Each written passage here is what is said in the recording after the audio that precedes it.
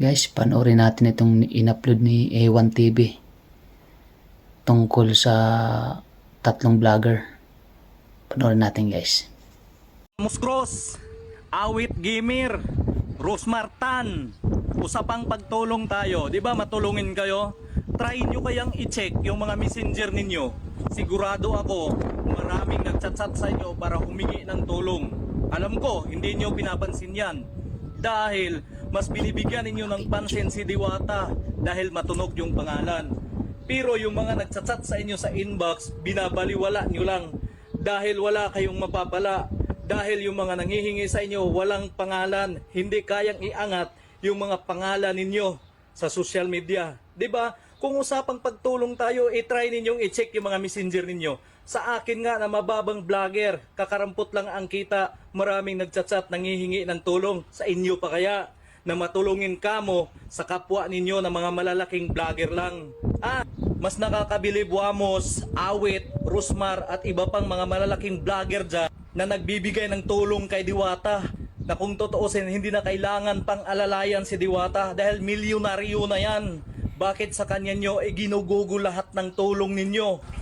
Bakit hindi nyo try i-check yung mga messenger ninyo? Alam ko, maraming nagchat-chat dyan sa inyo, humihingi ng tulong. Pero dahil yung mga nanghihingi ng tulong sa inyo, walang pangalan, mababang tao lang, kaya dinididman nyo lang yung mga chat nila sa inyo na paghingi ng tulong. 'Di ba? Tama ako o tama ako? Wamos Cross, Awit Gamer, Rosmartan, at sa iba pang mga malalaking vlogger dyan na nagbibigay kay Diwata, na inaangat si Diwata. Baka sabihin na naman ng iba dyan, inggit ka lang dahil hindi ka nabigyan. Hindi ako naiinggit, boy. Alam ko hindi naman talaga natin kayang diktahan si Wamos, si Awit, si Rosmar, at yung iba pang malalaking vlogger dyan na diktahan sila kung sino yung gusto nila bigyan ng tulong. Pero maling-mali yung way ng pagtulong nila kasi bakit kay Diwata pa. Dapat Wamos, Awit at saka Rosmar ang binibigyan niyo ng pansin yung mga mahihirap dahil sila ang laging nanonood ng mga video ninyo. Si Diwata ba? Nanonood ba ng video ninyo? Nagsishare ba si Diwata ng mga video ninyo? Hindi. Pero bakit si Diwata yung pinagtuunan ninyo ng pansin na bigyan ng tulong? Kung totoosin, wala na yung time para manood sa mga video ninyo.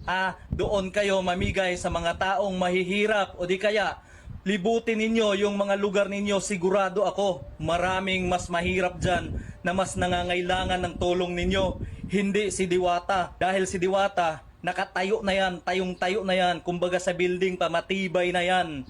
Bakit dyan kayo nagbibigay ng milyones? Alam ko, napakarami ng kababayan ninyo na nangangailangan ng tulong ninyo. Ang daming nagchat-chat sa inyo sa messenger, pero alam ko, dinididman nyo lang dahil wala silang pangalan. Tama ako or tama ako? Dahil ako nga na mababang vlogger lang, maraming nanghihingi ng tulong sa inyo pa kaya na kadalasang nakikita nila sa mga video ninyo na namimigay kayo ng pira. Pakidalaw yung mga messenger ninyo dahil sigurado ako maraming taong mahihirap ang mas nangangailangan ng tulong ninyo kumpara dyan sa Diwata na binubuhusan ninyo ng milyones. Guys, panoorin natin yung panglalait ng isang vlogger sa kapwa vlogger.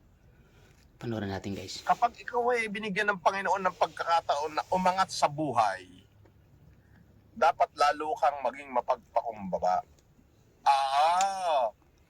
Ngayon, Diwatang lubugan pa nga, na mukhang engkanto, nakaw, wag mo sasabihing lilipas din yan at wag mo sasabihing may nagpapabati nga, lilipas din daw yan, kuya.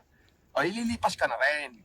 Ngayon, yung sasabihin mong hindi mo ikayayaman ng 100 piso nila, ay gonggong kang hinayupak ka. Sa kanila ka nagsimula. Yung 100 piso nila ang bumuhay sa'yo nung ikay walang-wala.